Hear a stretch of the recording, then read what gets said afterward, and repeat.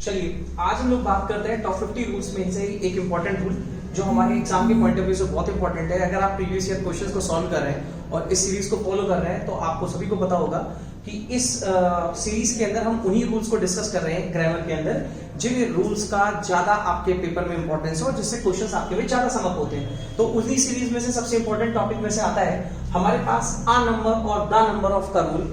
इस रूल की खासियत क्या है, ध्यान से समझे, पॉइंट समझने की कोशिश करें।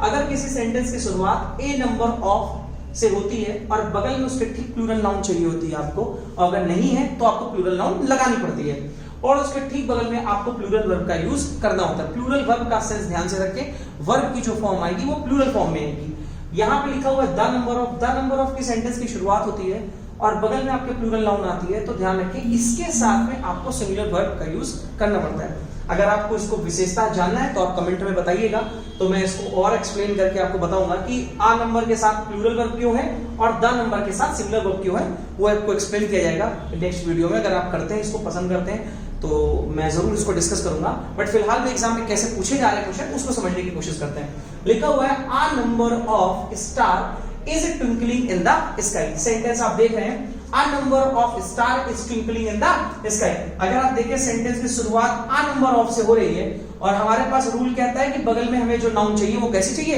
प्लूरल चाहिए। प्लूरल लगाने के लिए हमें क्या बढ़ाना पड़ेगा, इस पे s बढ़ाना पड़ेगा। अब ये हो गया स्टार्स और ठीक बगल में आप वर्ब देख रहे हैं इज आ रही है। इज एम आर में आप जानते हैं जो इज होती है वो सिंगुलर वर्ब होती है। रूल कह रहा है हमें चाहिए कौन सी वर्ब, प्लूरल वर्ब चाहिए। प्लूरल वर्ब लगाने के लिए हम लोगों को क्या करना पड़ेगा, इस काट करके क्या लगा देना बेटा, आर लगा देना और इस तरह से आपका सेंटेंस इंप्रूव हो जाएगा। बेटा ये बात दिमाग में रखें। अब आप ये मत सोचें कि सेंटेंस में जब एरर आएगी तो एक ही पार्ट में होगी, दो में पार्ट में एरर तो नहीं होगी। बिल्कुल बात आपकी सही है, दोनों पार्ट में एरर नहीं होगी, लेकिन जो मेरा पढ़ाने का तरीका है वो ये है कि आपको सेंटेंस किस तरीके से पूछा जा सकता है वो भी समझने की जरूरत है। हो सकता है मैं आपको सिर्फ वर्ब का पढ़ा दूं कॉन्सेप्ट और बगल में आप नाउन वाला कॉन्सेप्ट भूल जाएं और पेपर में एरर उसी में आ जाए। तो जरूरी है कि आप पूरे वाक्य को एक ऐसी दृष्टि से देखें जिससे हम सारे क्वेश्चंस को इजीली सॉल्व कर पाएं। तो अगले क्वेश्चन पे आ जाते हैं। इसी तरह से the number of student have attended the class.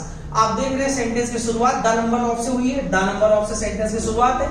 बगल में आपको चाहिए कौन सी नाउन, प्लूरल नाउन चाहिए। आप प्लूरल नाउन लगा देंगे, क्या बन जाएगा, द नंबर ऑफ स्टूडेंट्स। फिर आप देख रहे हैं यहाँ पे जो वर्ब की फॉर्म लिखी हुई है वो हैव लिखी हुई है। अगर हम हैज और हैव में देखें तो हमारे पास हैव जो होती है वो प्लूरल फॉर्म होती है। रूल कहता है हमें वर्ब चाहिए कौन सी, सिंगुलर चाहिए। तो सिंगुलर लगाने के लिए आपने हैव को कट किया और लगा दिया यहाँ पर हैज और इस तरह से ये सेंटेंस हो गया हमारा right. So this is the rule and you need to follow it. Okay.